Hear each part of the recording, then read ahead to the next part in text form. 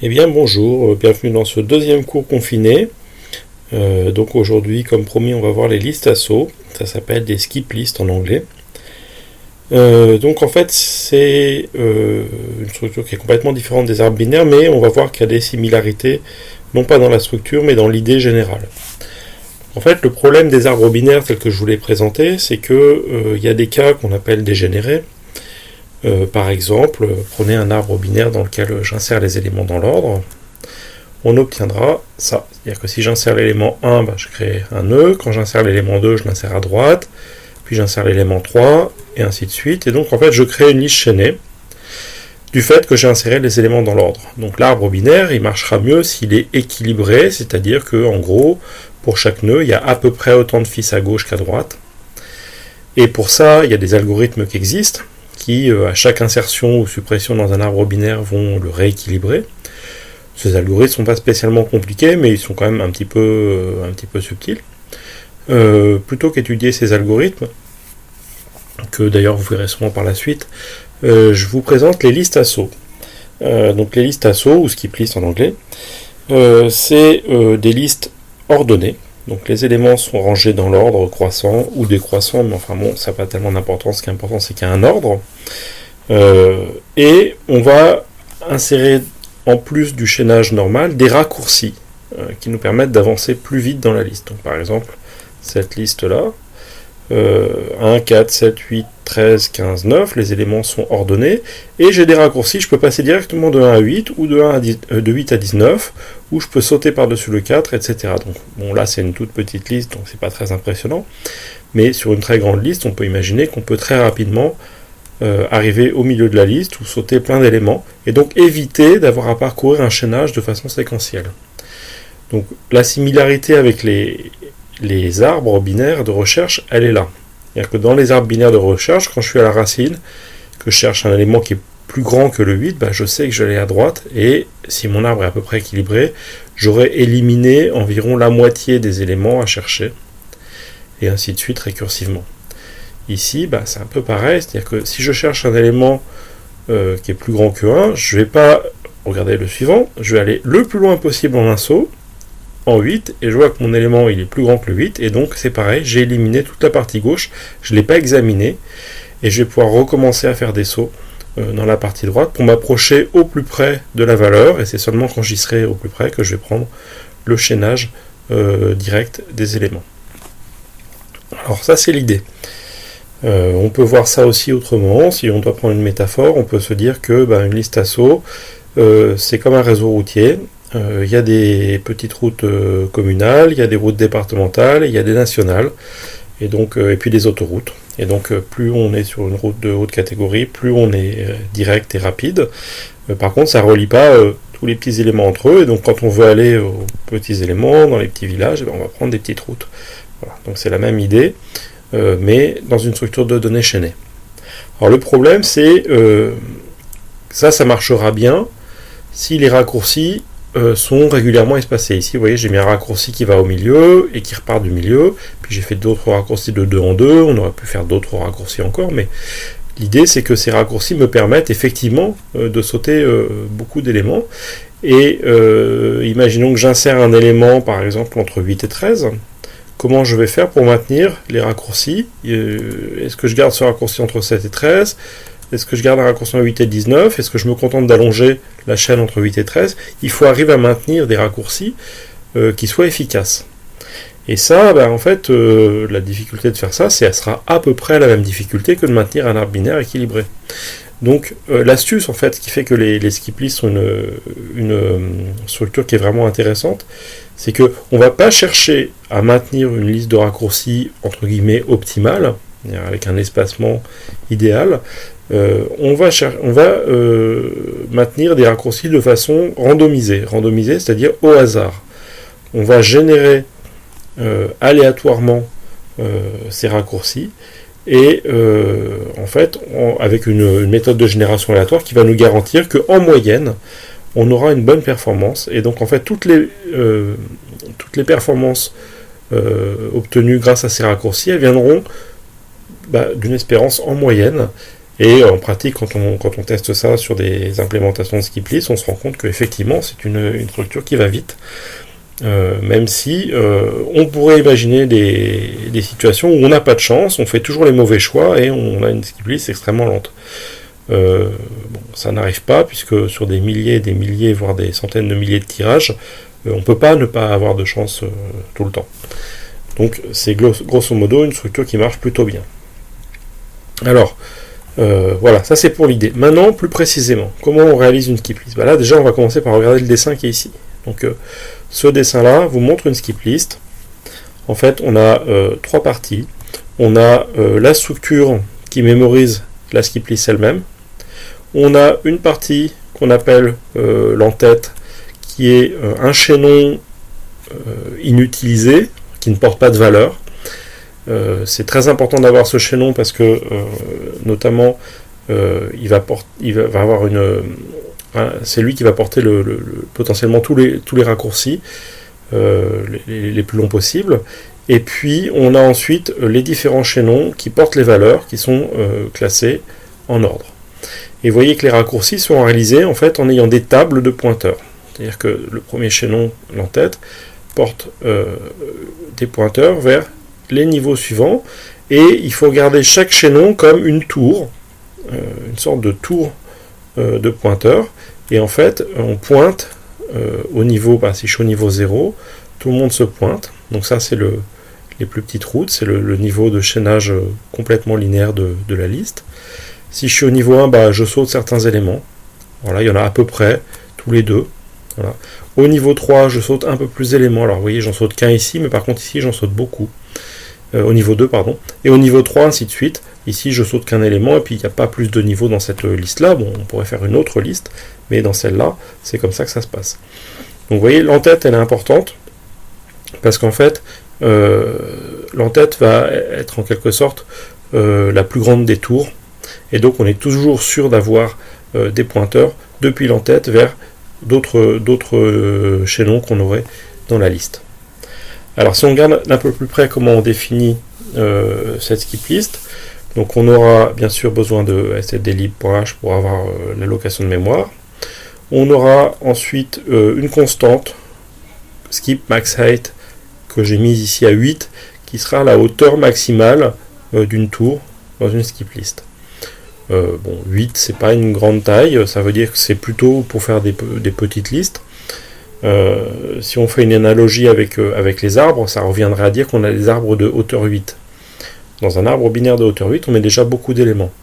À titre d'exercice, d'ailleurs, je vous laisse évaluer combien d'éléments on met dans un arbre binaire de hauteur 8. Donc c'est pas des toutes petites listes, mais c'est pas des listes énormes. On peut bien sûr avoir une taille beaucoup plus grande. Bon, là je l'ai fixé en dur, ça simplifie beaucoup le code. Ensuite, on a deux structures. On a le nœud et la liste proprement dite. Donc, skip node, c'est ces nœuds-là, les chaînons de la liste. Donc un type-def struct skip node qui contient une valeur. Alors ici j'ai pris des int. On va faire des listes d'entiers. On pourrait faire des listes de n'importe quoi qu'on peut comparer. Un entier, alors unsigned char, c'est un entier sur 8 bits. C'est la taille d'un char, donc un octet. Unsigned, donc c'est un nombre. C'est pas juste un octet caractère, c'est un octet entier. Et donc height, c'est la hauteur du chaînon. Donc par exemple celui-là il a hauteur 1, 2, 3, 4, celui-là il a hauteur 1, et celui-là 2. D'accord ? C'est le nombre de cases qu'il y a dans la tour de pointeur.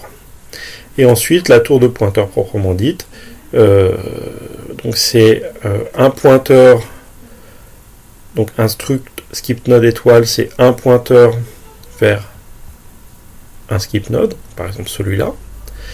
Et comme j'ai un tableau de ces pointeurs, c'est une deuxième étoile. Donc c'est l'étoile qui est ici, il faut la lire comme tableau de pointeur sur struct skip node. Voilà, et le champ, je l'appelle next. Donc là, vous voyez que je n'ai pas représenté fidèlement ma structure, je l'ai symbolisé. En particulier, j'ai pas mis le champ height. Ça, c'est le champ valeur, val. Ça, c'est les cases du champ next. C'est bien un tableau de pointeurs. Donc un tableau de pointeurs, c'est un pointeur sur pointeur. Un tableau de pointeurs vers des struct skip node. Et ma structure struct skip node, je l'appelle skip node tout court, c'est plus facile. Donc ça me définit tous mes nœuds qu'on a à droite, y compris l'entête qui sera aussi un skip node. Ensuite, on a la structure skip list. Donc c'est typedef struct skip list. Puis on va l'appeler skip list pour plus de facilité. On a quoi dedans? On a un entier sur un octet level. Ici c'est 3. Alors c'est la hauteur. Alors c'est pas la hauteur, c'est le niveau actuel dans lequel on peut se déplacer au plus haut. Donc, par exemple, comme j'ai des tours de hauteur 4, que c'est numéroté à partir de 0, ben, je peux me déplacer à l'étage 3 au maximum. Si je vais à l'étage 4, il n'y a personne, d'accord? Il n'y a personne en face parce qu'il n'y a aucune tour qui a une taille 5. Donc c'est le plus grand étage utile actuel de la liste. Donc c'est pareil, là, comme pour la hauteur, j'ai mis un unsigned char. On pourrait mettre des int ou des unsigned int. Si je fais des tours de 255, déjà ça fait des skip lists énormes, d'accord? Donc sur un octet, on a largement la place de stocker ces informations. Ensuite, on stocke la longueur de la skip list. Alors c'est pas quelque chose qui est obligatoire, mais ça permet de la connaître sans avoir besoin de la parcourir. Donc si j'ai besoin de savoir combien il y a d'éléments dans ma liste, je regarde directement ici dans la structure, plutôt que de parcourir toute la liste et compter les éléments. Et puis ensuite, j'ai un pointeur vers un nœud, header, qui est l'entête de la skip list. Donc un skip node étoile, header. Donc voilà, ma structure ici, elle est fidèlement représentée. J'ai bien mon niveau, qui est 3. C'est la hauteur, l'étage max que je peux utiliser. Ma longueur qui est 10, j'ai bien 1, 2, 3, 4, 5, 6, 7, 8, 9, 10 éléments. Et l'entête, qui est un pointeur sur un skip node. Et vous voyez qu'ici, j'ai fait exprès de figurer en gris la valeur de l'élément, dans le sens où cette valeur, on ne va jamais l'utiliser. On peut mettre n'importe quoi dedans. C'est juste les pointeurs qui nous sont utiles. On aurait pu définir une structure à part qui contenait pas le champ val, mais bon, perdre un int sur toute une structure alors qu'on a déjà plein de pointeurs qui sont de la même taille que des int, c'est pas très grave. Donc on simplifie le code au maximum. Alors ensuite on a une fonction qui nous permet de fabriquer un skip node, donc plus précisément donc ces tours là. Donc skip new node qui prend en paramètre la valeur qu'on veut mettre dedans et la hauteur qu'on veut pour ce nœud là, cette tour. Et ça renvoie un pointeur sur un skip node. Donc on a un compteur i, on a notre skip node étoile node qui sera la valeur qu'on va renvoyer à la fin, et on l'alloue, on fait un malloc de size of the skip node. Donc je rappelle, le skip node, c'est la structure qui contient la valeur, la hauteur et le tableau de pointeurs vers les nœuds suivants. Et donc on fabrique on alloue une nouvelle structure comme ça en mémoire dans le tas, et malloc nous renvoie un pointeur dessus, et c'est le nœud node, enfin le pointeur sur le node qu'on va utiliser et qu'on va renvoyer à la fin. Donc maintenant il s'agit de l'initialiser. Donc dans la valeur, on va mettre la valeur qu'on veut mettre dans le nœud. La hauteur, on va stocker la hauteur qu'on nous a donnée. Et maintenant il faut allouer le tableau, il faut allouer le tableau pour stocker les pointeurs. Donc on a besoin d'allouer des cases de la taille d'un skip node étoile, puisque j'ai un tableau de skip node étoile. J'en ai combien? J'en ai 8. Donc si on me demande de faire une tour de 3 étages, je vais allouer 3, la taille pour 3 pointeurs sur des skip nodes, et je le mets dans le champ next. Et donc maintenant j'ai alloué mes nœuds, enfin mes pointeurs sur les nœuds suivants. Maintenant il faut les initialiser à nul, il ne faut pas qu'ils pointent. Et donc pour chaque i entre 0 et 8, donc inférieur strictement, puisque je numérote à partir de 0, donc si la hauteur c'est 4, je vais faire 0, 1, 2, 3, et bien la case I du tableau next de node, je la mets à nul, et je renvoie mon nœud. Donc ça c'est la fonction qui fabrique une tour et qui l'initialise convenablement. Et maintenant, il me reste à avoir la fonction qui initialise une skip list. Donc je lui donne un pointeur sur une skip list, puisqu'elle va le modifier. Enfin, elle va modifier la skip list. Et donc dans le niveau, je mets 0, puisque si j'initialise une skip list dedans, je mets rien. Donc je vais me balader au niveau 0. La longueur c'est 0, il n'y a aucun élément dedans. Et je me contente d'allouer l'entête. Ici. Et donc allouer l'entête, c'est faire un skip new node, la fonction qu'on vient de voir. Je mets la valeur 0 dedans, je pourrais mettre absolument n'importe quoi, puisque ça sera la valeur que j'ai même pas écrite ici, que j'ai coloré en gris, pour dire je m'en fiche. Et j'alloue de la taille maximale, c'est-à-dire que ma tour, en fait, ici je l'ai représentée de hauteur 4, ma taille maximale est 8, en fait il y a 4 cases supplémentaires, mais qui ne servent pas actuellement, puisque mon level c'est 3. Donc mon étage maximal utile c'est 3, et donc j'ai représenté ici que jusqu'à l'étage 3. Mais bien sûr, si à un moment donné dans ma liste, j'ajoute un élément de taille de hauteur 5, eh bien je vais utiliser la case 4, l'étage 4, et je pourrais pointer dessus. La place a été réservée dans l'entête.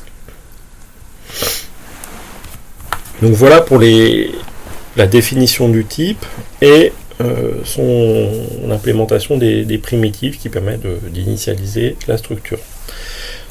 Donc maintenant, ce qu'il nous reste à voir, c'est comment on exploite cette structure, les algorithmes qu'on va avoir dessus. Et on va voir qu'ils se ressemblent tous.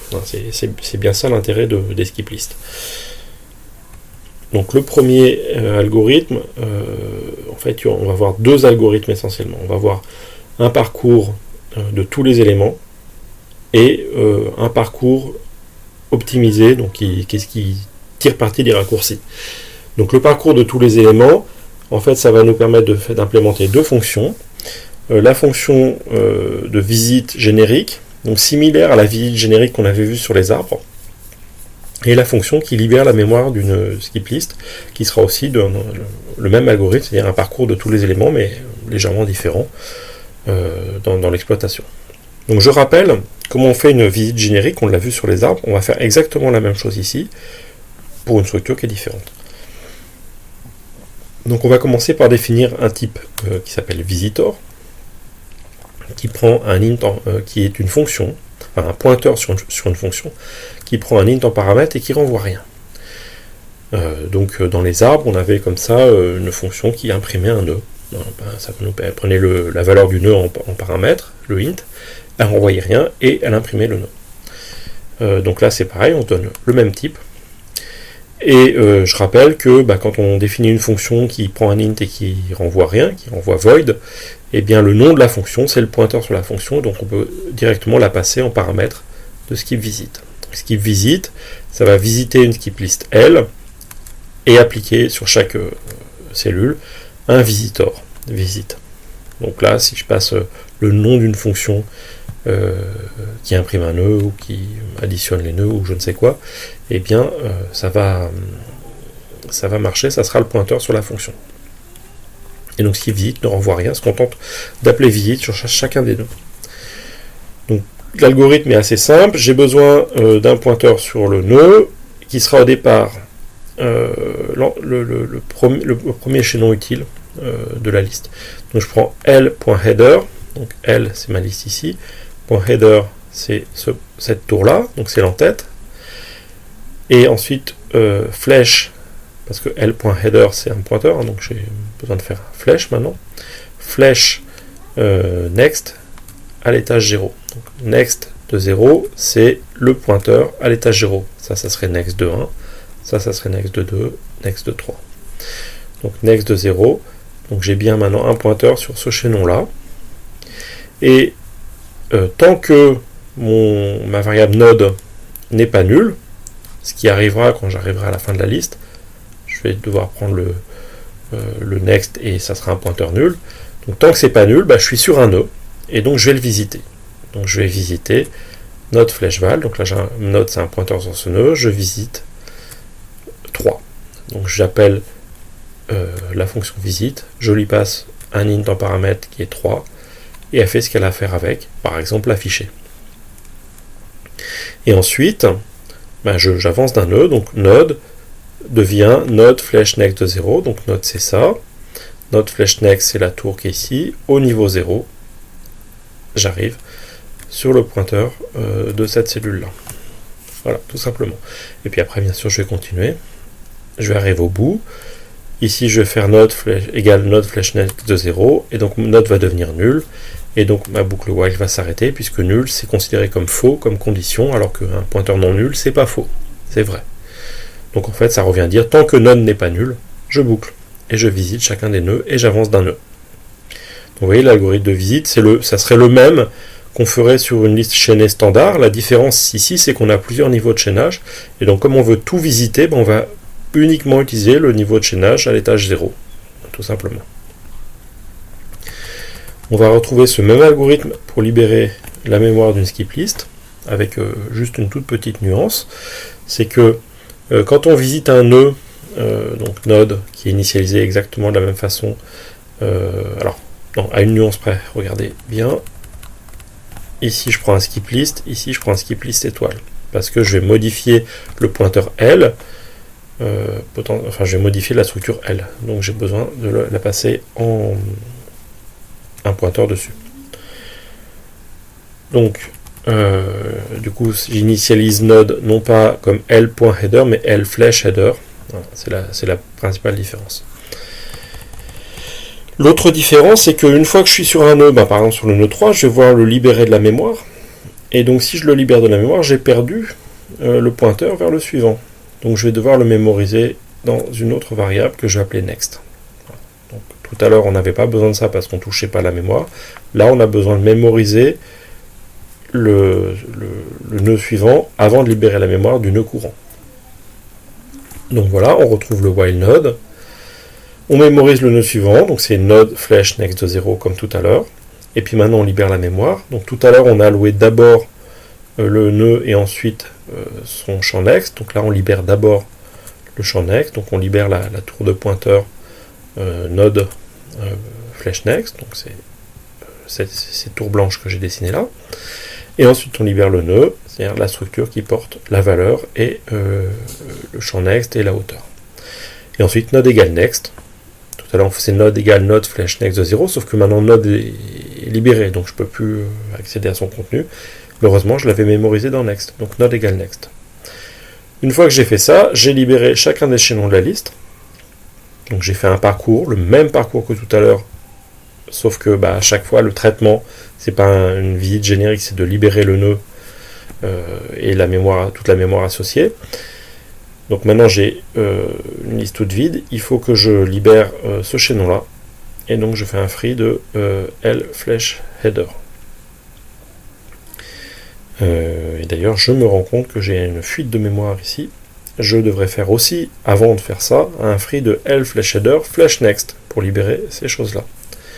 Donc ici, il me manque free de L flèche header flèche next. Je le corrigerai dans le code source. Donc voilà pour les deux parcours simples qui parcourent tous les éléments de la liste. Donc là, on n'utilise pas du tout le côté multi-étage, on a juste une liste chaînée. C'est bien parce qu'on peut parcourir tous les éléments dans l'ordre, par ordre croissant. Donc maintenant, ce qu'on va voir, c'est les parcours qui exploitent le chaînage multiple. Donc, par exemple, recherche d'un élément. Donc, imaginons que je veux rechercher un élément val. Donc ici, on va imaginer que je cherche 17.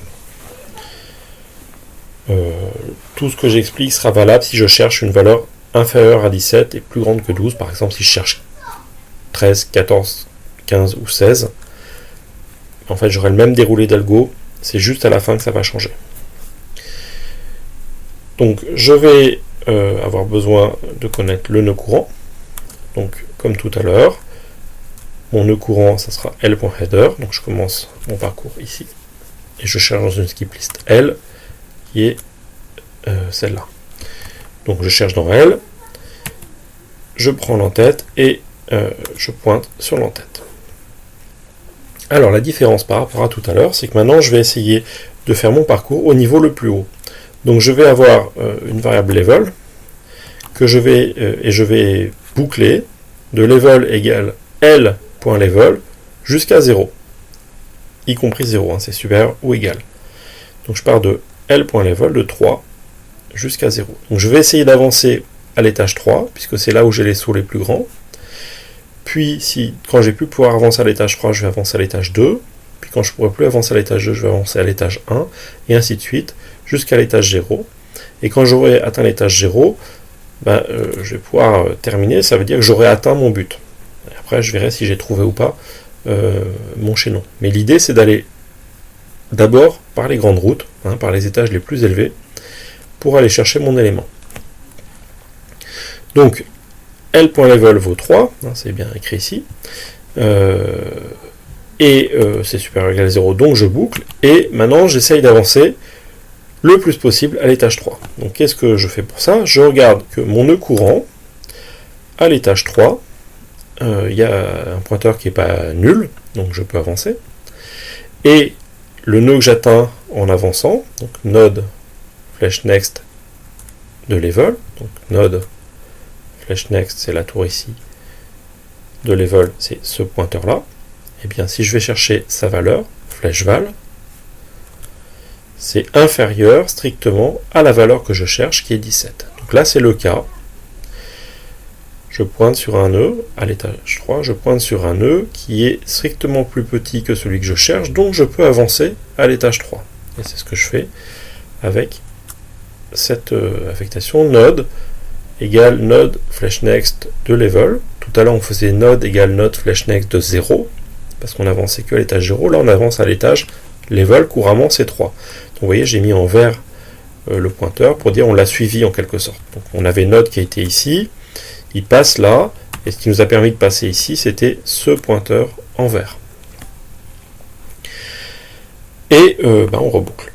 Est-ce que je peux continuer à avancer à l'étage 3? Donc là je regarde, node, donc maintenant c'est cette tour-là, flèche next, la tour, de level 3, est-ce que c'est vrai? Non, c'est pas vrai, c'est un pointeur nul. Donc je ne peux pas continuer à avancer à cet étage-là.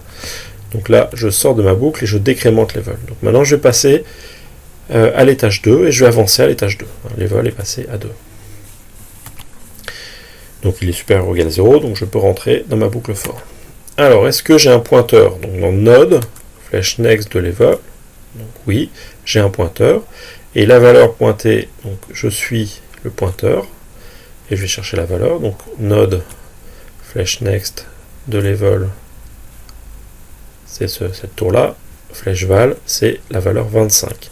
Est-ce que 25 est strictement inférieur à 17? Non. Donc je ne peux pas avancer en suivant ce pointeur-là, parce que si je le fais, je vais dépasser ma valeur. Et je ne peux pas aller en arrière dans ma liste. Ma liste ne va qu'en avant. Donc, je ne rentre pas dans le while et je décrémente level. Je vais passer à l'étage 1. Et je recommence. 1, c'est plus grand que 0, donc je peux essayer d'avancer. Est-ce que j'ai un pointeur à l'étage 1 sur ma tour node? Oui. Est-ce que ça pointe sur une valeur qui est plus petite que val? Je cherche 17, je pointe sur 9. Oui. Donc j'avance. Et vous voyez, j'ai mis en vert le pointeur pour dire que je l'ai suivi. Et node est maintenant ici. Et je vais continuer à essayer d'avancer. Donc, est-ce que j'ai un pointeur à l'étage 1? Oui. C'est pas nul. Est-ce que la valeur que je pointe est strictement plus petite que val? Non. Alors, vous voyez que on pourrait dire, oui, ok, je l'ai trouvé là, en fait. Donc, on pourrait être un petit peu plus efficace et dire, je vais suivre ce pointeur et j'ai trouvé ma valeur, puisque c'est 17 que je cherche. Mais l'algorithme, il n'est pas comme ça, et on verra que c'est utile. Parce qu'en fait, ce même algorithme, avec des toutes petites modifications, il sera encore utilisé par la suite pour ajouter et supprimer des éléments. Donc, on va dire, j'ai pas trouvé une valeur strictement plus petite, donc je vais descendre d'un étage. Et j'arrive à l'étage 0. Et c'est toujours supérieur ou égal à 0, j'ai le droit d'avancer à l'étage 0. J'ai un pointeur à l'étage 0. La valeur pointée à l'étage 0, c'est 12. C'est plus petit que 17, donc je peux avancer. Voilà. Et je recommence. j'ai toujours un pointeur à l'étage 0, donc je pourrais avancer ici, mais la valeur pointée n'est pas strictement plus petite que 17, et donc je n'avance pas, je fais le level moins du for, et level n'est plus supérieur ou égal à 0, donc j'ai fini ma boucle for. Donc vous voyez ce que j'ai fait, j'ai avancé, et en fait j'ai atteint le nœud qui précède immédiatement la valeur que je cherche. Alors, remarquez bien que si je cherchais 16, par exemple, et non pas 17, l'algorithme il s'explique. Parce qu'en fait, je vais chercher, avec cet algorithme-là, je vais arriver à me positionner sur le premier nœud, enfin sur le dernier nœud, qui est juste avant un nœud inférieur ou égal à la valeur que je cherche. Puisque j'avance que quand la valeur que j'ai sur une tour est supérieure ou égale à val. Donc là, je sais que j'ai ici le dernier nœud qui est inférieur ou égal à la valeur que je cherche. Et donc, ensuite, je sais que je dois encore avancer d'une case pour obtenir le nœud qui portera soit la valeur que je cherche, soit la première valeur avant. Donc par exemple, si je chargeais 16, j'aurais 16 ici. Donc j'aurai si la valeur que je cherche est présente dans la skip list, je l'aurai sur le nœud. Si je cherche une valeur qui est absente, j'aurai ici une valeur supérieure à celle que je cherche. Puisqu'en fait, je cherche une tour qui serait ici, mais il n'y en a pas. Donc maintenant que j'ai avancé d'un cran, je vais regarder si la valeur que j'ai sur mon nœud, déjà si j'ai un nœud, si node n'est pas nul. Imaginez que j'étais ici, que j'avance un coup, j'obtiens un node nul. Donc si node n'est pas nul et que la valeur portée par le nœud, c'est la valeur que je cherche, alors j'ai trouvé, donc je renvoie cette valeur de vérité. Donc je renvoie un int qui vaudra valeur de vérité. Donc vous voyez, cet algorithme, on essaie d'avancer le plus possible par les étages hauts. Quand on ne peut pas, on descend. On essaye, on voit qu'on va trop loin, donc on descend. On essaye, on voit qu'on va trop loin parce qu'on cherche vraiment à se positionner sur un nœud plus petit, le dernier nœud plus petit que la valeur cherchée. Et donc après, on prend l'étage inférieur. On a le dernier nœud plus petit que la valeur cherchée. On avance d'un cran et on voit si on a trouvé notre nœud.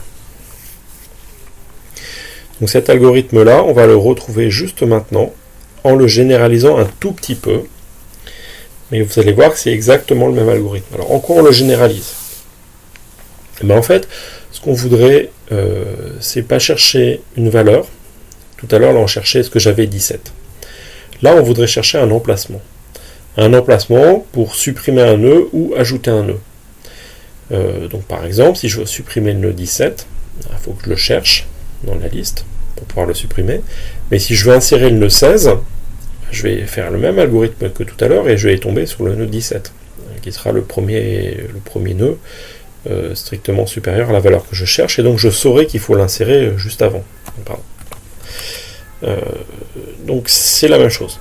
Alors, pour pouvoir ensuite faire mes insertions ou mes suppressions, je vais devoir mémoriser deux choses. D'une part, le nœud que j'ai atteint, donc j'ai besoin d'un pointeur sur nœud, donc un skip node étoile, et j'ai besoin que la fonction le modifie, donc j'ai un pointeur sur le pointeur sur nœud, donc j'ai un skip node étoile étoile.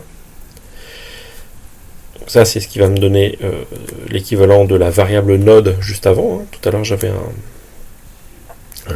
une variable node, maintenant ça devient un paramètre, et comme ce paramètre je le modifiais, j'ai un pointeur sur un skip node étoile. Donc ça c'est le premier paramètre supplémentaire. Deuxième paramètre supplémentaire, c'est un autre skip node étoile étoile, update. Alors là, l'étoile, il ne faut pas l'interpréter comme un pointeur sur, mais comme tableau. C'est un tableau de skip node étoile. Pourquoi ? Parce que je vais mémoriser le chemin que j'ai pris. Regardez tout à l'heure tous ces pointeurs verts là.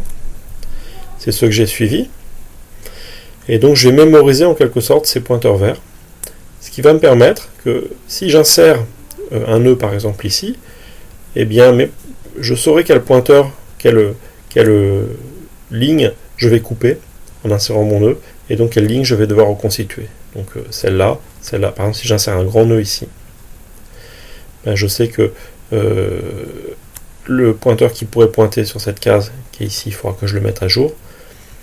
Là je vais couper cette ligne-là, donc je vais devoir mettre à jour ce pointeur-là pour qu'il pointe sur ma nouvelle tour.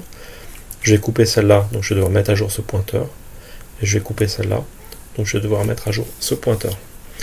Donc c'est ça, la mémorisation du chemin, c'est mémoriser les pointeurs qu'on va potentiellement couper. Inversement, si j'enlève ce nœud-là, bien, je sais que potentiellement, alors, quelle que soit sa taille, hein, là pour il a taille 2, donc ça veut dire que je devrais mettre à jour ce pointeur-là, qui pointe dessus, et celui-là. Mais s'il était de taille 3, je mettrais aussi à jour celui-là. S'il était de taille 4, je mettrais à jour celui-là. Voilà. Donc je vais mémoriser mon chemin. Et pour mémoriser mon chemin, en fait, j'ai juste besoin d'un tableau de pointeurs sur nœud. Et je vais mémoriser pour chaque étage, donc la tour dans laquelle il faut mettre à jour le pointeur de cet étage. Donc, on va voir ça tranquillement et visuellement. Donc c'est ça ce skip node étoile étoile. Donc c'est un tableau de skip node étoile. Et dedans, je vais mémoriser que le pointeur de l'étage I qu'il faut mettre à jour, c'est celui de la tour dont je mémorise le pointeur dans update. Donc j'ai update, j'ai node, j'ai la valeur, donc ici on va en faire encore, imaginons que je cherche 17 à nouveau, et la liste L qui est ici. On va retrouver notre variable level qui sert à parcourir des étages les plus hauts vers les plus bas. Et pour commencer, comme tout à l'heure, node, donc sauf que maintenant c'est étoile node parce que c'est mon pointeur sur pointeur de nœud, parce que c'est mon paramètre que je dois modifier. Donc étoile node égale L.header, je commence mon parcours sur l'entête de la skip list. Ensuite level il commence à 3 comme tout à l'heure. Il est supérieur ou égal à 0, donc je rentre dans ma boucle et je vais trouver exactement la même boucle. Alors si vous regardez bien la différence au niveau de la syntaxe, j'ai juste remplacé node par étoile node, puisque j'ai plus de variable node, j'ai une variable, un paramètre node, mais qui est plus un skip node étoile, qui est un skip node étoile étoile, donc j'ai besoin de étoile node pour pointer sur un nœud. Donc étoile node flèche next, c'est cette tour là. Au niveau 3, c'est pas nul, il y a bien un pointeur. Et je regarde si à ce moment-là la valeur pointée, donc flèche val, est inférieure à val, oui. Donc je peux avancer. Donc, et comme tout à l'heure j'avais node égale node flèche next de level. Là, maintenant node est remplacé par étoile node puisque c'est un paramètre passé par adresse. Donc c'est étoile node égale étoile node flèche next de level. Et j'ai suivi ce pointeur vert. Et maintenant j'essaye à nouveau d'avancer à l'étage 3. Donc vous allez retrouver le même algorithme, pas de différence. Donc j'essaye d'avancer à l'étage 3 et je regarde, est-ce que étoile node flèche next de level est nul? Oui, c'est nul. Je ne peux pas avancer à l'étage 3, donc ça c'est faux. Et donc je ne rentre pas dans ma boucle while et j'ai fini. Et donc là, il y a l'instruction supplémentaire par rapport à tout à l'heure, c'est que je vais mémoriser dans update que la case qu'il faudra mettre à jour si jamais j'insère ou je supprime, par exemple j'insère une grande tour ici, ou si je supprime cette tour, eh bien la case candidate à la mise à jour, c'est celle-là. Donc je suis en train, comment est-ce que je mémorise que c'est cette case verte? Donc là je le remplace par la case verte. En fait, dans update à la valeur 3, le numéro de l'étage, je mets le pointeur sur le node, sur le skip node qui porte cette case. D'accord? Donc c'est comme ça qu'on mémorise la case, c'est en mémorisant la tour à l'index 3 du tableau update. Donc c'est l'instruction que j'ai en plus par rapport à tout à l'heure. Tout à l'heure je ne l'avais pas cette instruction. Je me contentais d'avancer. Là je veux mémoriser mon chemin, donc j'ai en plus la mise à jour du tableau update. Donc c'est fait. Maintenant je boucle sur ma boucle for, donc je décrémente level, il passe à 2. Il est toujours supérieur ou égal à 0, donc je peux tester. Est-ce que je peux avancer au niveau 2? Donc je regarde. Est-ce que étoile node flèche next de level c'est nul? Non, donc c'est condition vraie, puisque nul c'est la condition fausse. Et la valeur pointée, donc la même étoile node flèche next de level, c'est ce truc là, c'est ce pointeur sur ce nœud là. flèche val 25, est-ce que 25 est plus petit que 17? Non. Donc je ne rentre pas dans ma boucle while et je vais devoir descendre d'un cran. Mais avant de descendre d'un cran, je vais mémoriser que ce pointeur-là, potentiellement, il sera coupé et donc je vais devoir le mettre à jour. Donc, pourquoi? Imaginez que j'insère à nouveau une tour ici, puisque je cherche un emplacement dans ma liste pour insérer une tour ou supprimer une tour. Donc là, si je supprime 17, je ne sais pas encore quelle taille elle va avoir, la tour 17. Donc potentiellement, je vais devoir mettre à jour ce pointeur qui pointait sur la tour 17. Ou si j'insère avant la tour 17 une tour plus grande, je vais devoir peut-être mettre à jour ce pointeur-là. Donc c'est comme ça que je mémorise mon chemin. Et je continue, je décrémente level, passe à 1, et j'essaye d'avancer au niveau 1. Donc est-ce que étoile node de next de level c'est non nul? Oui. Donc je peux avancer. Et la valeur que je trouve, est-ce qu'elle est plus petite que 17, pardon? Oui. Donc je peux avancer. Donc j'avance et je mets mon pointeur vert pour dire j'ai suivi ce pointeur comme tout à l'heure. Je reboucle. Est-ce que je peux continuer à avancer au niveau 1? Donc est-ce que j'ai un pointeur ici? Oui. Est-ce que la valeur que je pointe est plus petite que 17? Non, elle n'est pas plus petite, elle est égale. Donc je dois descendre. Donc je descends et je mémorise que peut-être ce pointeur-là devrait être mis à jour. Et on voit que si je veux supprimer la tour 17, pour le coup, oui, je vais vraiment devoir mettre à jour ce pointeur-là parce qu'il pointait sur la tour 17. De même, si j'insère ici une tour qui est plus grande que la tour 17, je vais devoir mettre à jour ce pointeur-là. Donc je le mémorise. Et donc je vais descendre d'un cran pour me balader à l'étage 0. Et je rentre dans ma boucle, je regarde à l'étage 0. Est-ce que j'ai un pointeur ici? Oui. Est-ce que la valeur pointée est plus petite que 17? Oui. Donc je peux avancer d'un cran. Et enfin, je recommence. Est-ce que j'ai un pointeur ici? Oui. Est-ce que la valeur pointée est plus petite que 17? Non, elle est égale. Donc je dois descendre d'un cran. Et quand je descends d'un cran, je mémorise que ce pointeur-là aura peut-être besoin d'être mis à jour. Et je fais level moins, et là je sors de ma boucle for, puisqu'il est plus égal, supérieur ou égal à 0. Et comme tout à l'heure, j'avance d'une case pour me positionner sur la prochaine tour, la première tour qui est supérieure strictement ou égale à la valeur que j'ai cherchée. Donc vous voyez, c'est le même algorithme de recherche que tout à l'heure. La différence, c'est qu'au lieu de renvoyer une conclusion en disant oui ou non je l'ai trouvé, on va se contenter de faire le parcours. Et on a mémorisé dans Node le nœud qu'on a atteint grâce au parcours.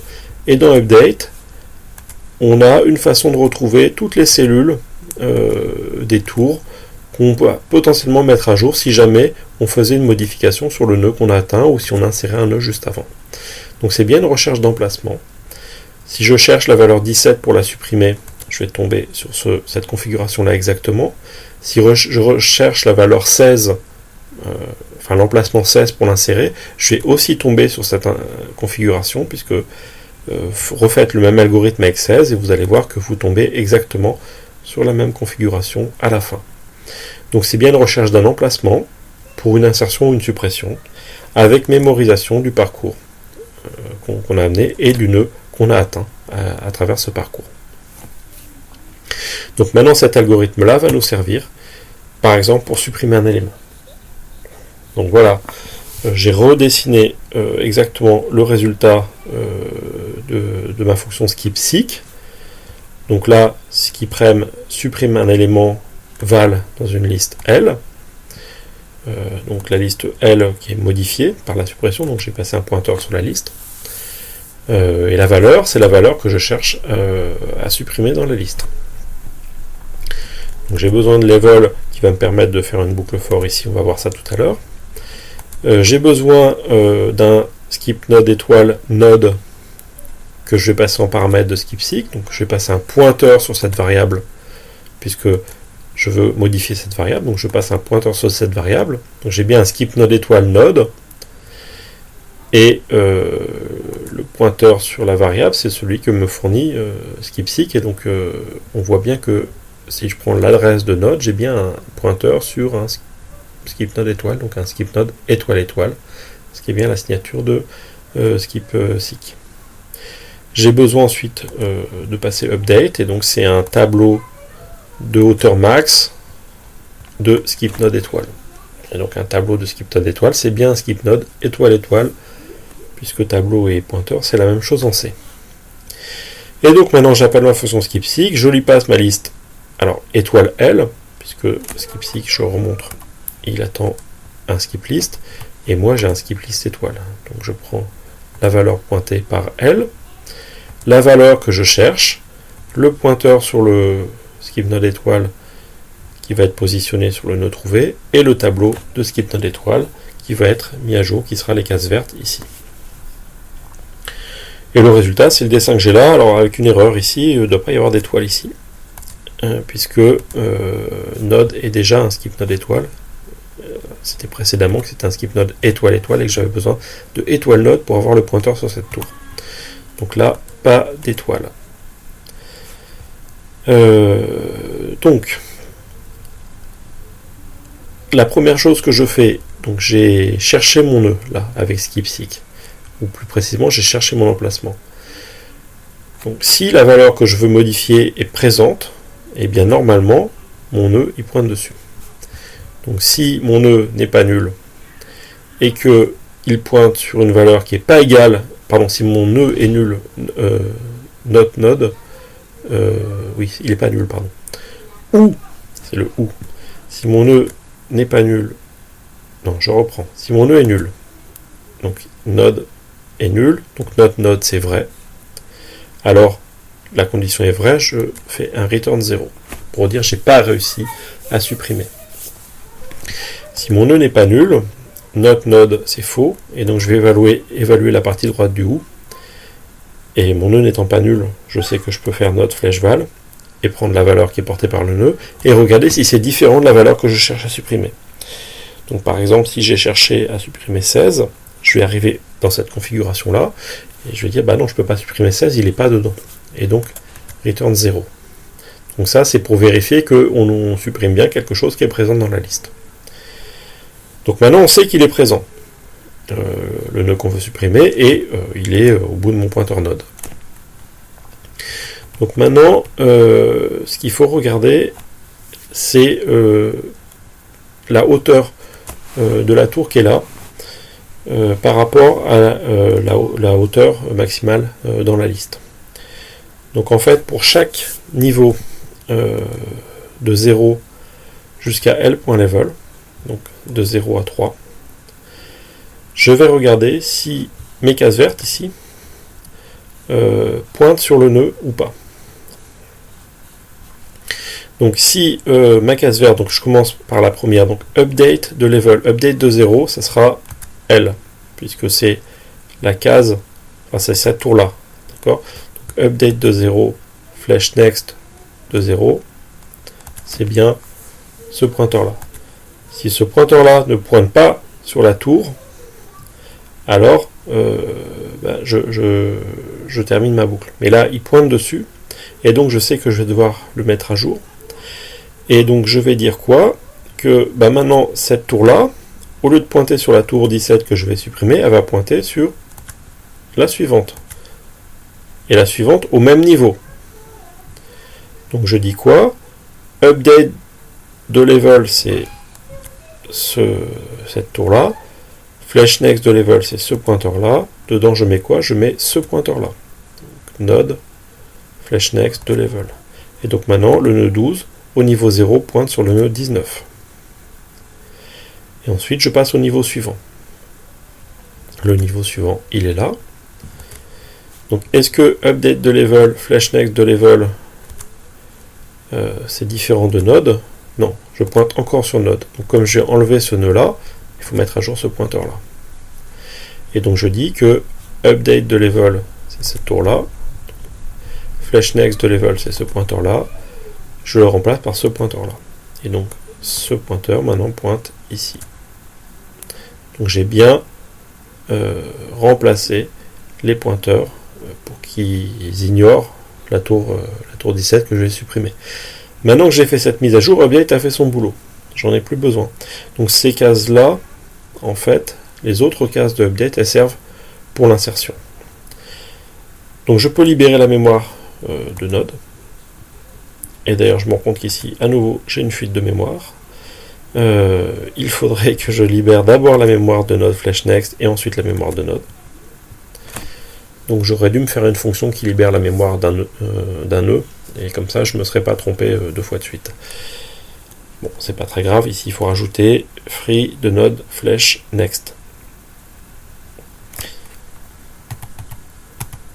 Et maintenant, il y a 2 choses qui restent à faire maintenant que j'ai supprimé ma case, ma tour Node ici. Il y a 2 choses qui restent à faire. C'est de supprimer, de mettre à jour le niveau de la liste, parce que peut-être que j'ai supprimé la plus grande tour de la liste, et que maintenant il faut mettre à jour le niveau, level, parce que imaginez que c'est la tour 6 que je supprime, le level ça sera plus 3, ça sera 2, puisqu'il n'y a plus de tour qu'on peut atteindre à l'étage 3. Donc comment on fait ça? On part de level, tant que L /level est plus grand que 0, parce qu'on ne veut jamais qu'il atteigne -1, on va toujours garder le chaînage au niveau 0, et que l'entête de L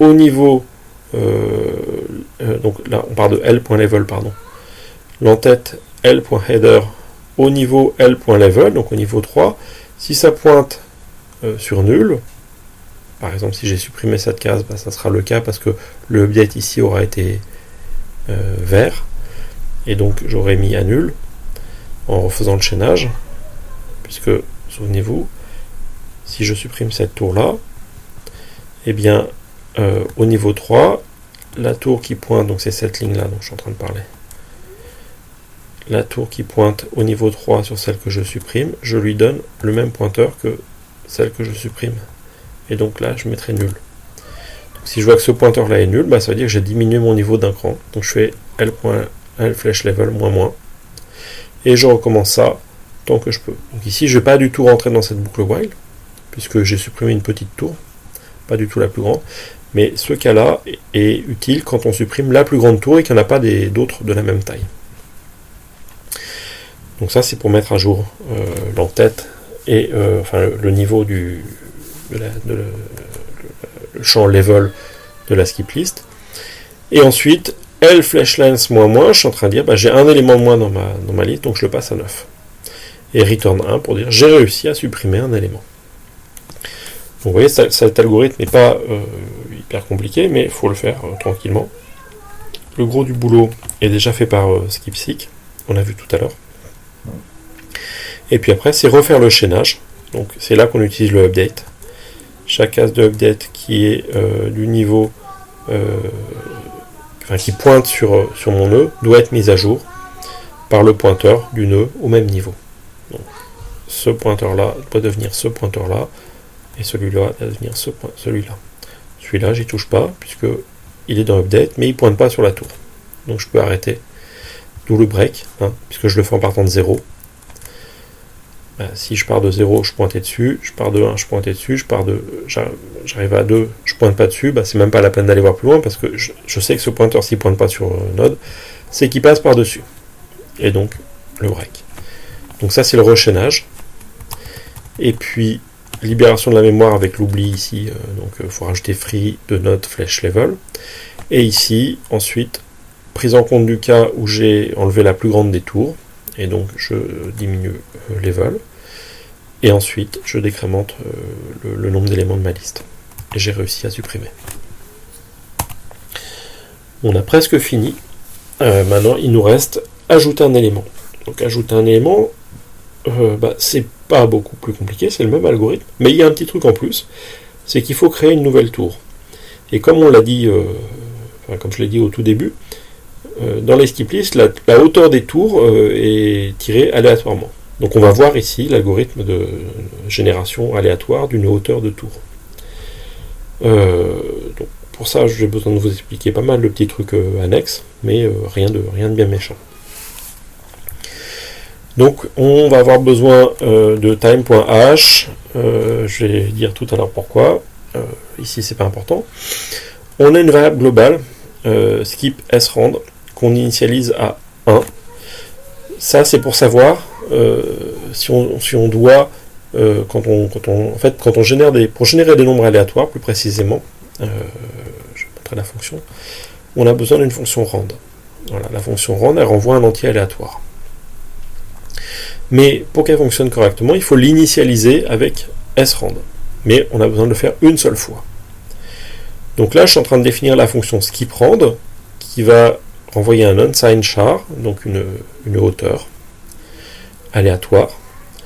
Et pour pouvoir tirer des nombres aléatoires, il faut avoir initialisé le générateur de nombres aléatoires en utilisant la fonction srand. Mais ça, on a besoin de le faire une fois. Donc, j'utilise ma variable globale skip srand qui me dit est-ce que je dois utiliser srand? Si c'est vrai, alors j'appelle srand, et srand prend un paramètre qui est une valeur qui doit être imprévisible. Et donc souvent, ce qu'on lui donne, c'est l'heure courante. Donc time, avec un paramètre nul, donc c'est la fonction qui est dans time.h, et c'est pour ça que j'ai inclus time.h. Time de nul, ça me renvoie le nombre de secondes depuis le 1er janvier 1970. C'est pas tout à fait aléatoire, c'est même pas du tout aléatoire, mais bon, c'est suffisamment imprévisible. Ça change à chaque fois, en fait. C'est ça qui est important, c'est qu'à chaque fois que j'exécute mon programme, j'aurai une valeur différente. Et donc, je vais pas tout le temps générer la même suite de hauteurs. Je vais pas tout le temps faire les mêmes tirages. Ces tirages vont changer d'une exécution à l'autre, c'est tout ce que je souhaite. D'accord ? Donc, l'aléa, c'est un truc un petit peu compliqué, mais ici, on en a un usage très simple, et donc on peut se contenter d'initialiser notre générateur aléatoire de cette façon-là. Donc maintenant que je l'ai fait, je vais mettre ma variable globale skiprand à 0. Comme ça, la prochaine fois que j'appellerai cette fonction, je ne vais pas rentrer dans le if. C'est fini. Je le fais la première fois, et après j'oublie. J'ai plus besoin de le faire. Donc, je mets skiprand à 0. Et ce if ne servira que la première fois que skip srand, pardon. Ça ne servira que la première fois que j'appellerai la fonction skiprand. Et donc ensuite, l'algorithme de génération d'une hauteur, on part d'une hauteur égale à 1. On veut toujours un étage, toujours l'étage 0. Donc on a un unsigned char height égal à 1. Et ensuite, on va tirer pile ou face.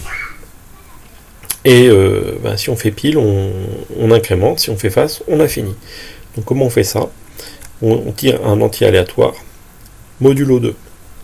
Donc modulo 2, c'est le reste de la division par 2, ça vaudra 0 ou 1. Donc si c'est 0, j'ai tiré face, j'ai perdu, et je sors de ma boucle while. Si c'est 1, j'ai gagné. D'accord? Et donc j'incrémente ma hauteur.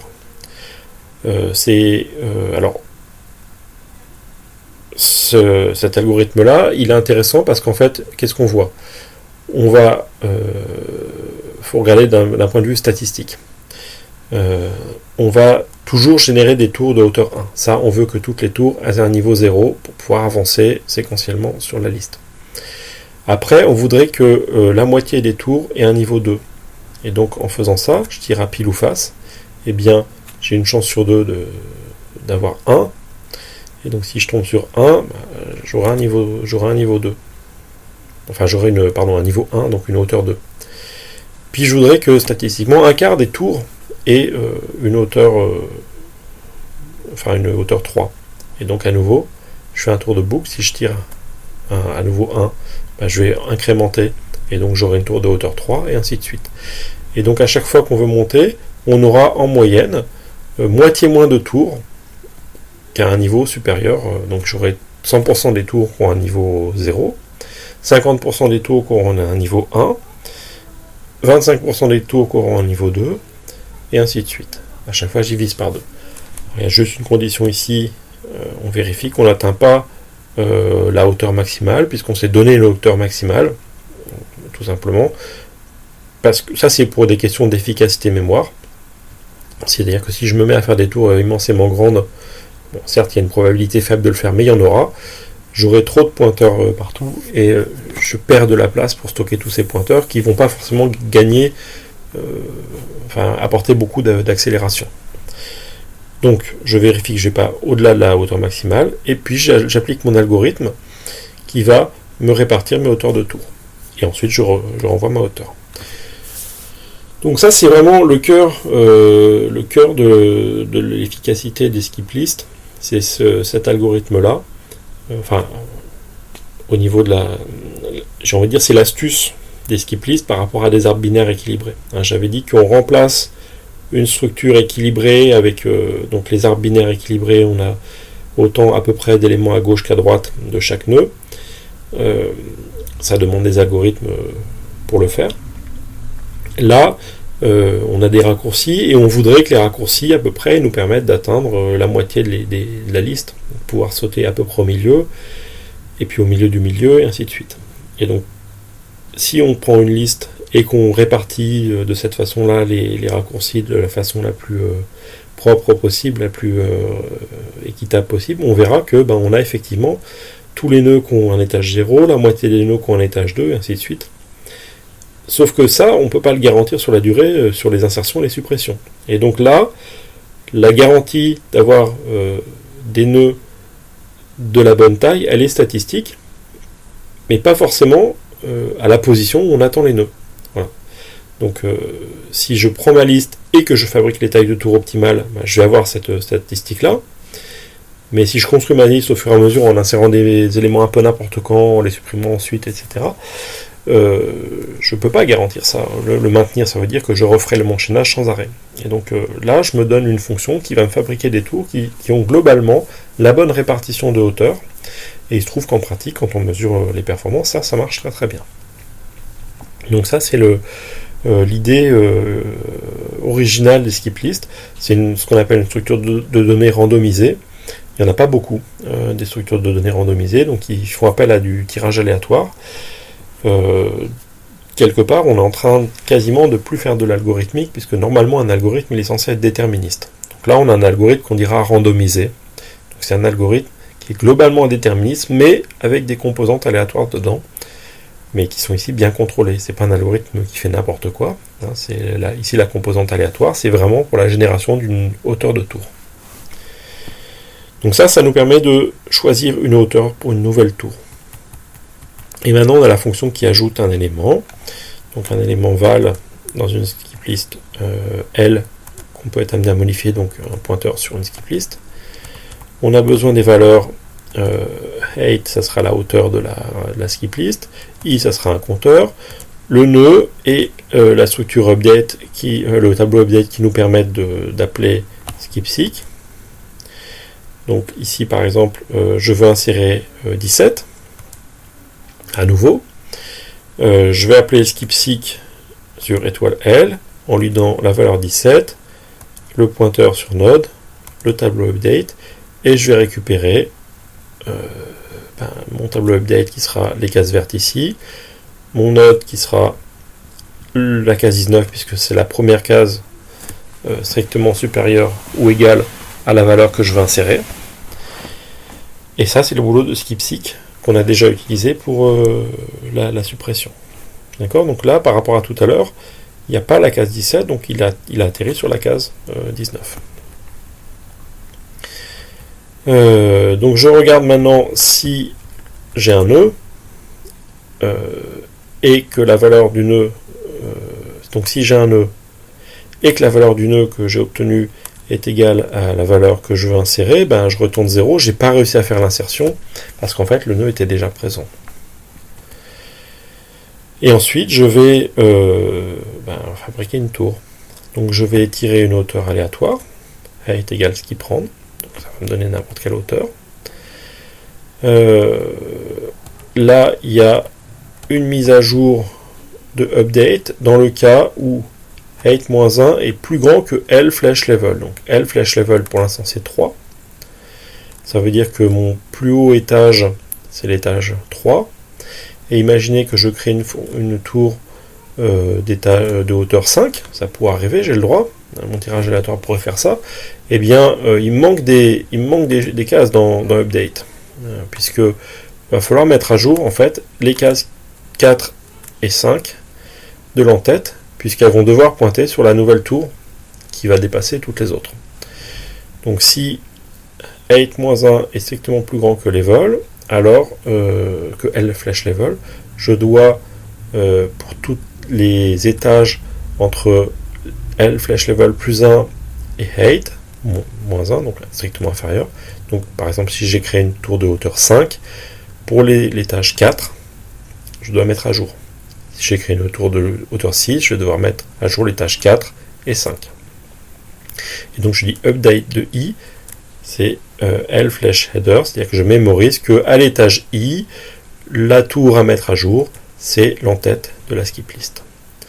Et à la fin de la boucle for, après la boucle for, je mets à jour la hauteur de ma liste. Maintenant, elle n'est plus à l'étage 3, elle est à l'étage de le dernier étage de la grande tour que j'ai créée. Donc là, je crée une node. Donc là, je crée un nœud de même hauteur que tout à l'heure, parce que comme ça, on retrouve nos repères. Donc, il y avait le cas où j'ai créé un nœud plus grand. Ça sera le même algorithme, de toute façon. Et puis là, pour l'exemple, j'ai créé un nouveau nœud. Donc j'ai appelé ma skip new node pour la valeur 17 que je veux insérer, et height qui est ici, j'ai choisi de faire une tour à 2 étages.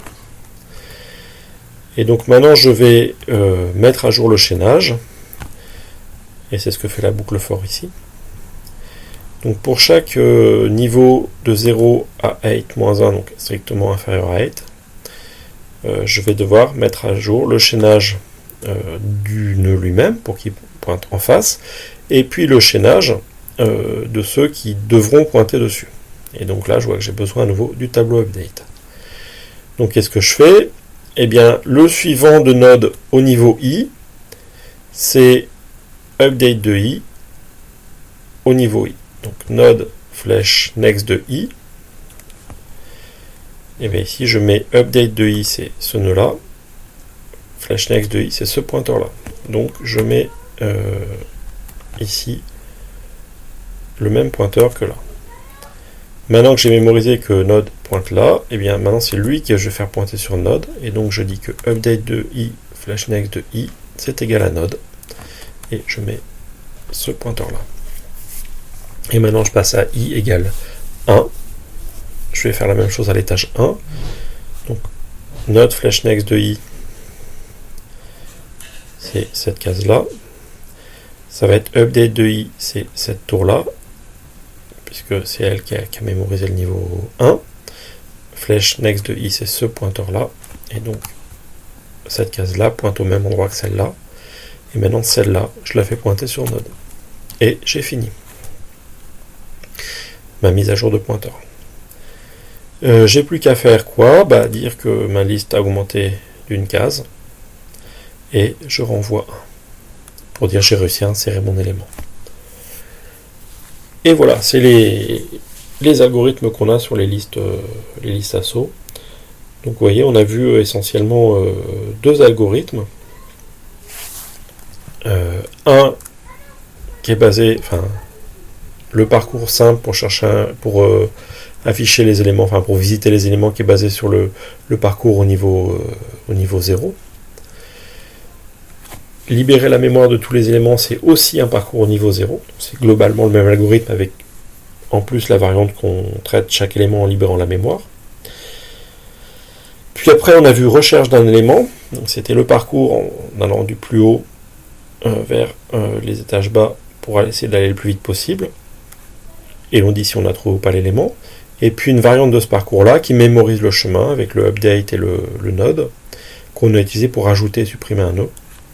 Mais à nouveau, voilà, le code supplémentaire qu'on a pour ajouter et supprimer un nœud, c'est essentiellement refaire le chaînage, mettre à jour la structure, mais il n'y a rien de terriblement sophistiqué. Il faut juste prendre ça avec beaucoup d'attention et tranquillement. Et il n'y a pas de difficulté particulière dans ces jeux de chaînage. Là, on a vraiment besoin des petits dessins pour comprendre ce qu'on fait. Vous voyez qu'on a besoin des petits dessins que j'ai simplifiés. J'ai pas fait des dessins avec toute la structure détaillée. On a besoin de cette métaphore des étages, elle marche très bien. C'est des tours avec des étages et des passerelles entre les tours. C'est vraiment ça l'idée. Et donc quand on dessine notre skip list comme ça, ça marche très très bien. Voilà, donc la prochaine fois, je vous parlerai table de hachage. Mais c'est tout pour aujourd'hui. Au revoir.